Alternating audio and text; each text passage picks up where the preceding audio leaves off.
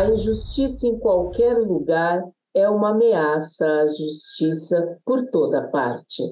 Martin Luther King. Olá, internautas do Brasil e de todo o mundo. Eu sou Rose Campos em mais uma semana com muitos ecos. Os ecos do nosso meio ambiente, os ecos da nossa comunicação. Afinal, tudo que produz ecos no nosso meio, nós discutimos aqui na nossa rádio Mega Brasil Online e nas redes sociais. E o programa Ecos do Meio dessa semana fala sobre energia limpa como um caminho sustentável de investimento. A Lei número 13.800, de 4 de janeiro de 2019, mudou a forma como arrecadamos recursos para programas e projetos de interesse público, através dos fundos patrimoniais, criados para receber doações de pessoas físicas e jurídicas privadas, e possui como principal objetivo garantir recursos de longo prazo. A ideia é preservar o principal e utilizar os rendimentos para fomentar e promover causas de interesse público, através de parcerias e execução de programas e projetos. Portanto, temos um novo caminho para arrecadar recursos e promover o bem-estar às empresas e à sociedade por intermédio desses fundos, que deverá impactar positivamente todas as métricas de sustentabilidade, ESG, ODS, ISO. Porém, qual o caminho para realizar essa operação com segurança e com o rigor profissional para que a ação de investir em um fundo mais sustentável e limpo faça a diferença?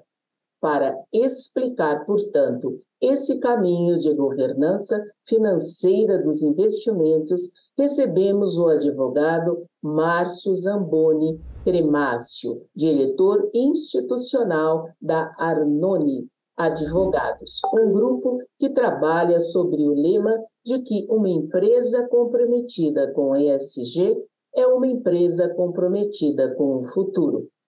E falando de futuro, bom dia, Márcio Zamboni. Como vai, Márcio?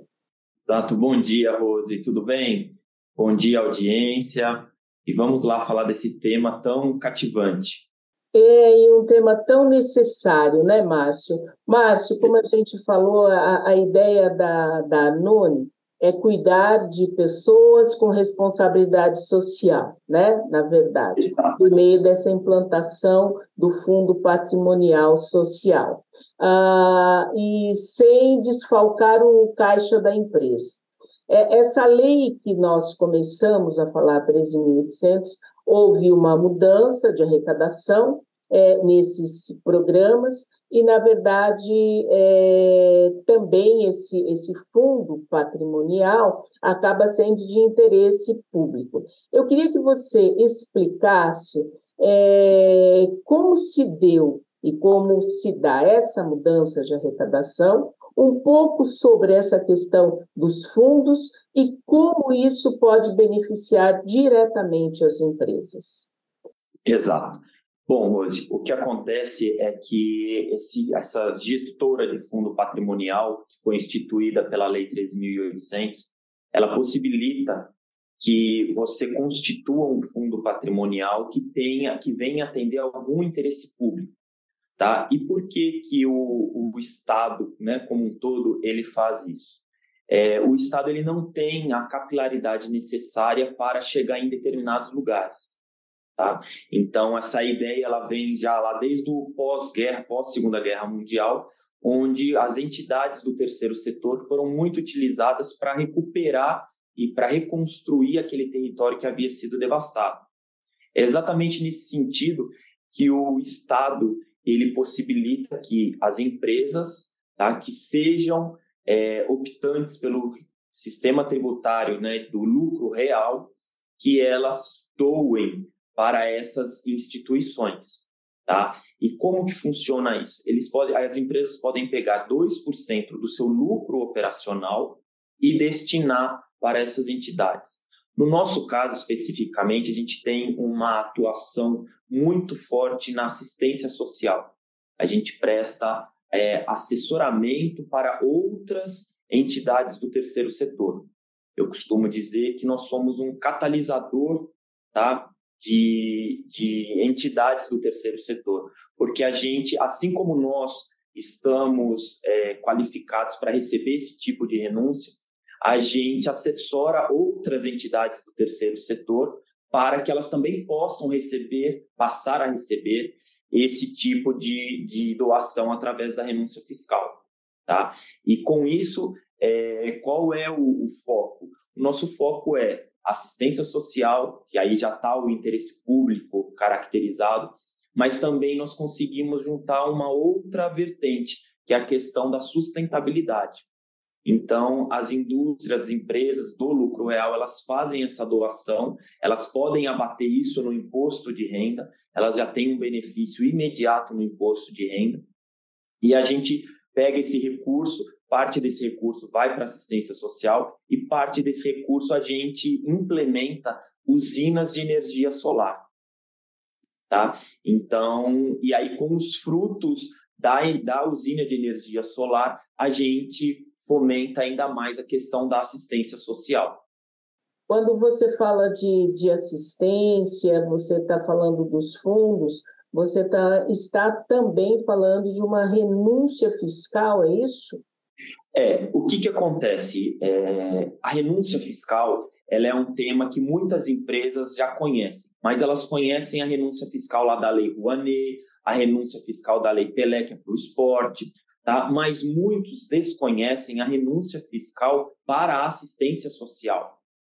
E o que é a renúncia fiscal? Só para a gente pontuar, quem está fazendo a renúncia é o Estado, que seria o detentor do valor tributário.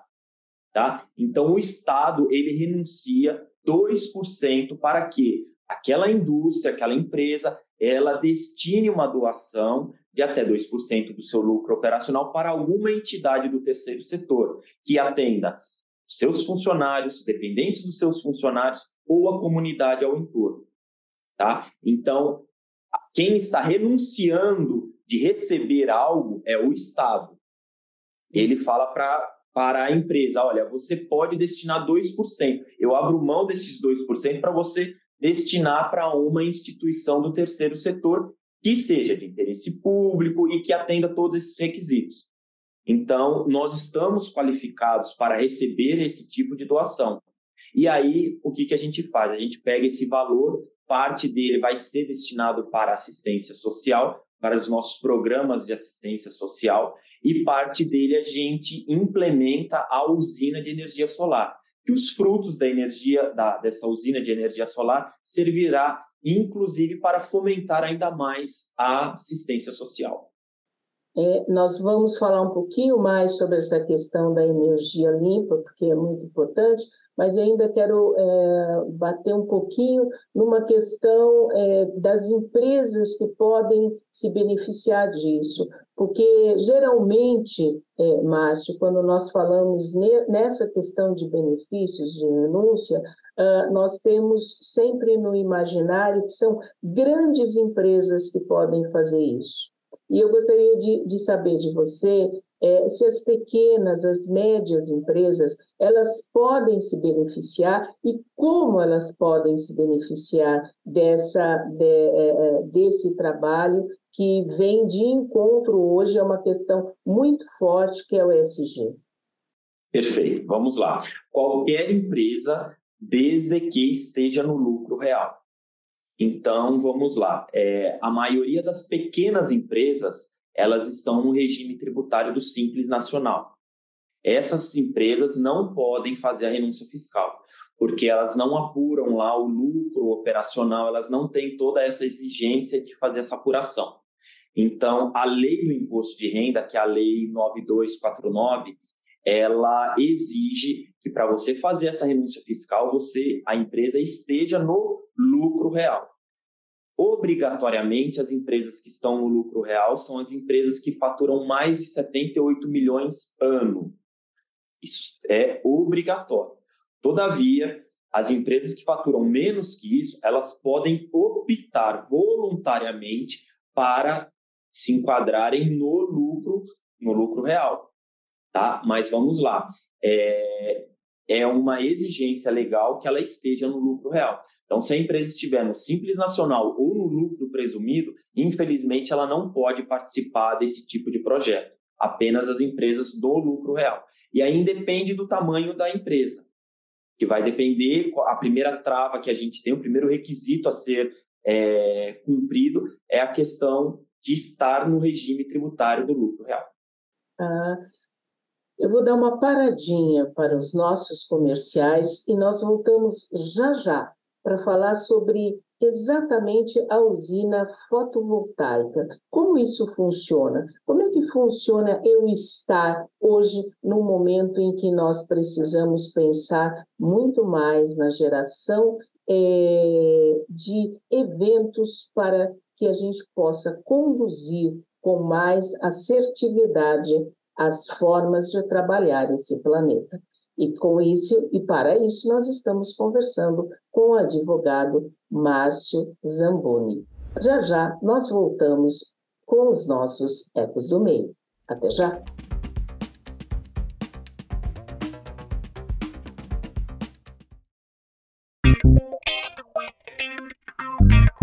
Dor de cabeça na hora de buscar um serviço de comunicação para sua empresa? Isso é coisa do passado. Acesse anuariodacomunicação.com.br e encontre a solução para as necessidades da sua marca ou produto.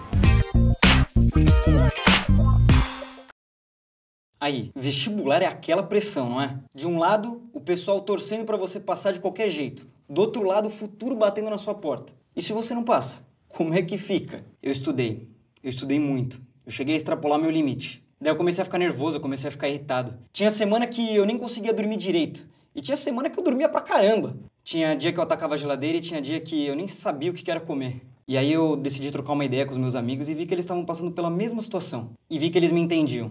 E daí eu conversei com os meus pais e vi que isso foi muito bom.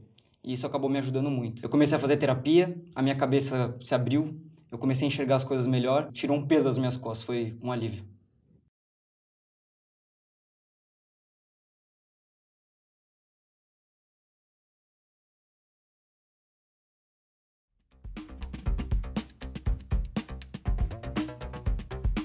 Voltamos com os nossos Ecos do Meio. Márcio, deu para entender em relação a essa renúncia fiscal, ao patrimônio. Agora, propriamente dito, como investir na usina fotovoltaica? Como é que é feito isso? Quem são os parceiros? Como uma empresa de pequeno e médio, por exemplo, pode falar, eu quero investir nisso, eu quero estar nisso. Explica um pouquinho para a gente como é que funciona todo esse emaranhado de energia. É muito simples, Rose, não tem nada de complicado. O que acontece é que é uma sistemática um pouco desconhecida, mas é algo que as empresas fazem rotineiramente, como eu disse anteriormente, para a questão da Lei Rouanet e da Lei Pelé. Então, é algo que muitas empresas já sabem, já operacionalizam. Como que é feito? É enviado o dinheiro, tá? A lei fala que vai ser enviado o dinheiro para a conta corrente da gestora de fundo patrimonial, e a gestora de fundo patrimonial ela emite uma portaria da Receita Federal, tá? Então, muito se questiona, e a responsabilidade da empresa? A responsabilidade da empresa, ela cessa com relação à destinação do dinheiro a partir do momento que a gente, como uma instituição reconhecida, tá, a gente emite essa portaria da Receita Federal falando, olha, a empresa A destinou renúncia fiscal para a nossa instituição. Nessa portaria da Receita Federal, inclusive, consta o nome da pessoa física responsável pela destinação do valor. Tá? Então, assim, a questão burocrática para a empresa, como funciona? Ela faz a transferência bancária, tá? Limitada a 2% do seu lucro operacional, e aí desse valor que ela destina para a gestora de fundo patrimonial, ela deduz 34% da sua base de cálculo do imposto. Ela deduz o valor integral que ela doou, da base de cálculo do imposto de renda. Isso gera para ela um ganho imediato de 34% do valor que ela está doando, ela vai abater do imposto de renda dela. Esse dinheiro veio para a conta da gestora de fundo patrimonial, aí parte dele é destinado para a questão da assistência social, para os programas que já estão em andamento, e parte dele vai ser destinado para construção de energia solar.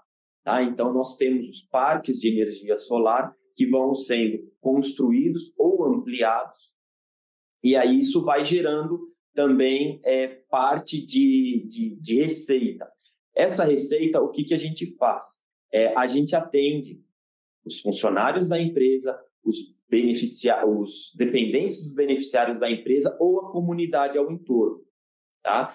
E isso Rose, eu posso te dizer, o interesse público imediato.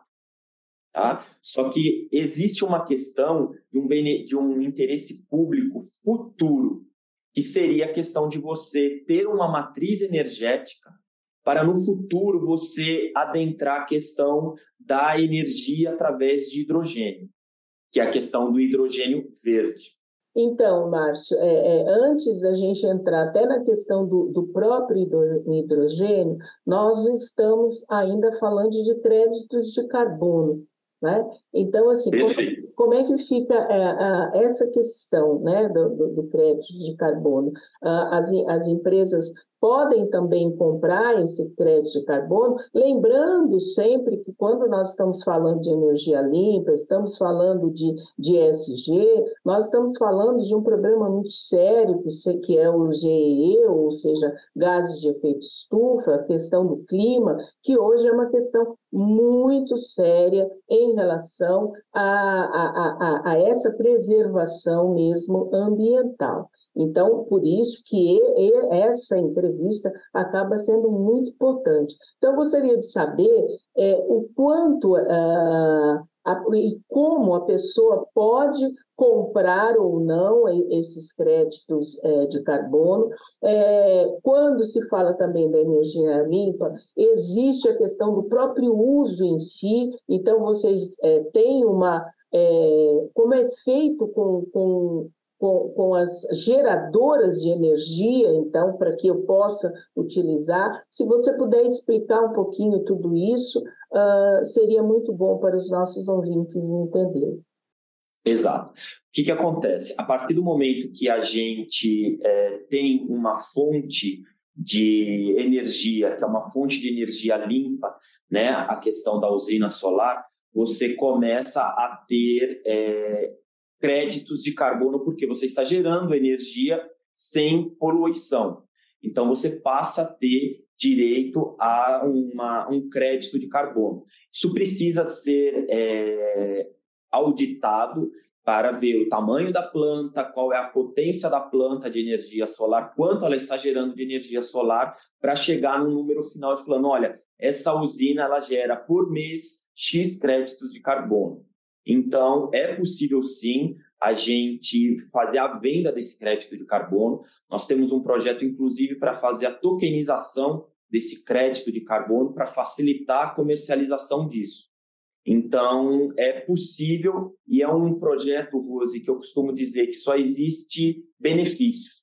Não existe nenhum tipo de prejudicado nesse projeto, porque você vai estar atendendo a parte social, a parte ambiental. Então, assim, é um projeto totalmente casado e incluído dentro das ODS da ONU. É 100% ESG. Em sentido de valores, só para a gente precificar e falar dessa governança nessa questão toda, hoje o crédito de carbono, para ser comprado, ele está por volta, eu gostaria de saber, 26, acho que 26, 30 reais por tonelada né? Exato. É isso mesmo. Tem uma variação da fonte, de quem está vendendo, de como funciona isso. Mas existe essa possibilidade de você fazer a venda desse crédito de carbono também. E a gente fazendo essa venda, esse dinheiro também é aplicado dentro dos nossos projetos de interesse público. Ou seja, de ações locais também, né? Isso acaba invertendo. Agora, se eu sou uma empresa e quero investir nessa questão da energia limpa, eu quero transformar todo o meu ativo dentro da empresa nessa energia limpa com vocês. Como é que isso também funciona, Márcio? Perfeito. Nós temos a questão da renúncia fiscal, tá? Que aí a empresa ela tem o benefício, e nós podemos fazer também a implementação de uma usina de energia solar com dinheiro privado.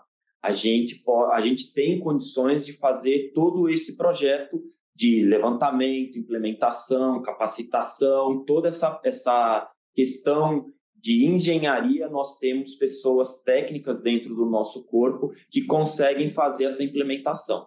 Hoje, só para você ter uma ideia, Rose, uma usina de 1 mega, ela vai custar em torno de 5 a 6 milhões de reais. Mas 1 mega dá para atender, vamos lá, só para você ter uma noção, atenderia uma conta de energia elétrica de 350 mil reais por mês. Então, aí é que eu quero ainda saber um pouco mais, saber o quanto vocês já estão implantando nisso e como uma empresa consegue realmente se beneficiar. Eu sei que vocês já estão em negociações, em parcerias com a própria Enel, vou dar aqui o nome. Então, se isso está já ocorrendo, é evidente, vocês estão avançados, né, nesse sentido, como isso reverte em benefício para a Rose? Eu quero investir, eu quero que a minha energia seja limpa. Então, eu vou contratar, vou falar com vocês para saber, assim, eu quero transformar a minha energia em energia limpa. Como é que isso ocorre e quanto vai ser de benefício real na minha conta, por estar fazendo isso, fora a conta do meio ambiente, tá? A conta Perfeito. Do meio ambiente já está... Perfeito. O que acontece, Rose? Quando você passa a utilizar a energia de uma usina solar, existem alguns tipos de projeto. Tá? Então, vai depender se você está usando a energia e você ainda continua plugado na rede elétrica convencional, ou se você está utilizando, que aí é o sistema off-grid, né, que a gente fala, on-grid, perdão, que você ainda continua plugado na rede da concessionária de energia, ou se você não está mais plugado na rede de energia da tua concessionária. Então, é o sistema on-grid, quando você continua plugado na rede, e o off-grid, quando você se desconecta da rede da concessionária de energia. Tá? Normalmente, se utiliza a questão do on-grid. E aí, o que acontece? A usina de energia solar ela vai injetar a energia que ela gera na rede da concessionária, tá? E a concessionária vai fornecer para ela essa energia. Então, não necessariamente a usina precisa estar no local onde a energia vai ser consumida. Isso é algo muito bom. Então, eu posso construir uma usina de energia solar distante de onde é o meu ponto de consumo. Tá? Isso, o que acontece? Você não está gastando a energia, consumindo a energia da operadora, tá? Mas você está utilizando a rede de transmissão dela. Então, você não pagará pela energia consumida, mas você pagará pela transmissão da rede que você está utilizando, que é a chamada TUSD. E isso, assim, em sentido de valores, você teria uma proporção para me dar em relação hoje ao que tem e o que seria a energia limpa? Então, vamos lá. Para você ter uma ideia, você vai passar a ter um custo com a TUSD por volta de 5% do valor que é a tua conta de energia. Só para a gente ter se você continuar no sistema on-grid, que você está plugado à rede de energia elétrica convencional, tá? Você não consegue zerar a sua conta porque você continua usando a linha de transmissão. Então, essa questão da linha de transmissão você vai ter que pagar. Mas você consegue aí ter uma redução de 95% a 98% do valor da tua conta de energia. E hoje, Márcio, vocês já estão trabalhando esse sistema pelo Brasil, São Paulo? Quantas pessoas empresas já estão sendo beneficiadas por toda a transação, né? Desde O que acontece? Hoje nós temos condição de fazer essa operação em qualquer estado do Brasil, tá? A gente evita falar quem são as pessoas que já implementaram, porque é um sistema que exige uma grande governança e um grande compliance. Então, por ter questões de sigilo fiscal, a gente nunca expõe, a gente não leva isso para as pessoas. Mas só para você ter uma ideia, Rose, você tocou num ponto muito bacana, que é a questão da nossa governança e do nosso compliance. A Lei 13.800, ela exige que a gente tenha, dentro da nossa gestora de fundo patrimonial, um comitê de gestores. Pode ser de 3 ou 5 pessoas. Isso é o que a lei exige. Para você ter uma gestora de fundo patrimonial, regida pela Lei 13.800, você tem que ter um comitê de 3 ou 5 pessoas. Só que a lei faculta você fazer o quê? Você contratar uma pessoa jurídica especializada em gestão, tá? E essa pessoa jurídica, ela tem que ser homologada na CVM.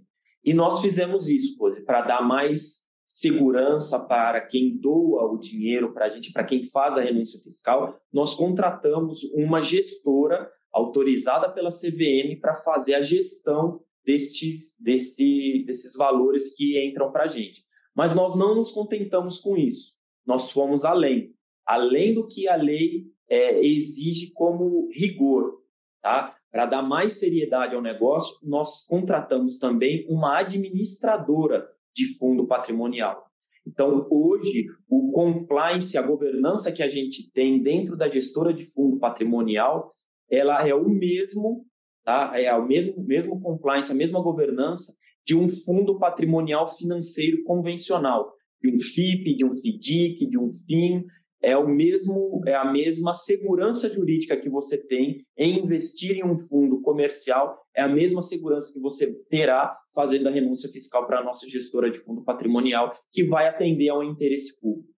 Só para deixar claro aqui para os nossos ouvintes, a CVM é a Comissão de Valores Imobiliários, que inclusive alterou a resolução 80/2022 para exigir que as companhias brasileiras apresentassem indicadores de questões climáticas. Então, isso foi um ganho muito grande agora no começo do ano. Então, é muito importante que a gente esteja falando sobre essas questões jurídicas, questões de energia limpa, porque realmente o mundo está vindo mesmo de encontro a essa questão climática, e ela passa a ter uma valorização muito grande pelas empresas, e por isso que nós estamos falando dessa governança.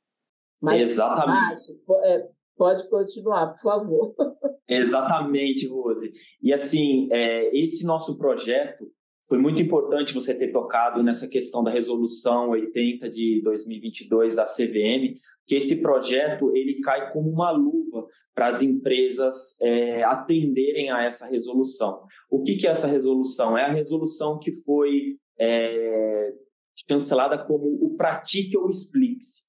Ou seja, as empresas de capital aberto listadas na Bolsa de Valores, elas precisam praticar ou se explicar por que não estão praticando, tá? Então, esse nosso projeto, quando a gente junta a questão da assistência social com a questão da energia limpa, Na verdade, o que nós estamos fazendo? Nós estamos juntando o melhor desses dois universos, a questão do social e a questão do ambiental.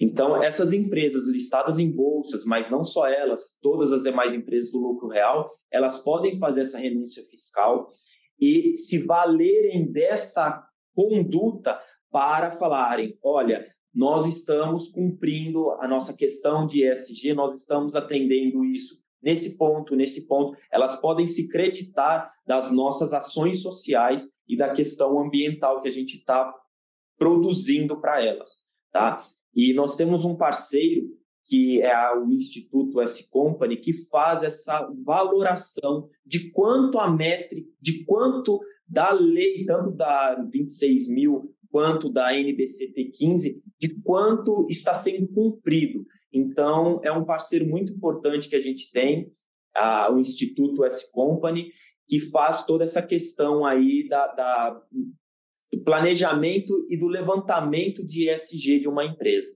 Márcio, para a gente ir fechando o programa, eu queria que você falasse rapidamente sobre essa questão da S Company, porque, na verdade, vocês levantaram um selo, existe um selo S Company. Então, assim, me fala para mim, o que significa esse selo, a entrada de um selo dentro dessa questão que nós estamos falando, e como as empresas, na verdade, vão poder trabalhar essa questão de benefício do próprio. Exato. Vamos lá, Rose. A S Company é um instituto voltado para a sustentabilidade, tá? E ela conseguiu fazer um planejamento e fazer um mapeamento de toda a legislação, tanto a legislação internacional quanto a legislação nacional voltada para o ESG, tá? Então, foram feitos, pesquisados e levantados aproximadamente 6.000 requisitos que essas legislações elas exigem. Esses requisitos eles foram condensados em alguns requisitos macro e depois eles são desdobrados, e ela consegue fazer um levantamento dentro da empresa de quanto da norma a empresa está cumprindo na área social, na área ambiental e na área de governança. Então, se a empresa cumpre de 0 a 30%, ela não recebe nenhum tipo de selo. Se ela cumpre de 30% a 50%, ela recebe o selo inicial. Se ela cumpre de 51% a 70%, ela recebe o selo intermediário. E se ela cumpre mais de 71%, aí ela recebe o selo pleno, que é um selo falando, olha, essa empresa aqui realmente está cumprindo mais de 70% ou 75%. A gente consegue metrificar o quanto da norma a empresa está cumprindo. Márcio, isso é inédito, tá? É o único instituto hoje no Brasil que consegue ter essa firmeza em falar, olha, essa empresa está cumprindo 81,52% da norma. Márcio, nós vamos voltar num próximo programa falando só sobre esse selo, porque dá o programa inteiro só o selo. Mas o nosso tempo acabou e nós vamos para a pergunta do programa, que é: ação local gera ecos no global. Portanto, Márcio Zamboni Cremácio, quais são os seus ecos? Olha, Rose, é uma pergunta muito boa, e o eco desse projeto é um eco voltado 100% para o ESG. Então, nós temos a questão do social, que a gente tem muita atenção com a parte social, e desdobramentos ambientais e desdobramentos de governança. Então, é um projeto que o eco dele é o eco do bem, digamos assim, porque atende tanto o social, quanto o ambiental, quanto a governança. Então, as pessoas que estão preocupadas com o futuro, certamente terão essa ideia, ficarão com essa ideia ecoando na mente, porque é algo que precisa ser visto com muita atenção e com muito carinho. Márcio, eu deixo 1 segundo para as suas considerações finais, por favor.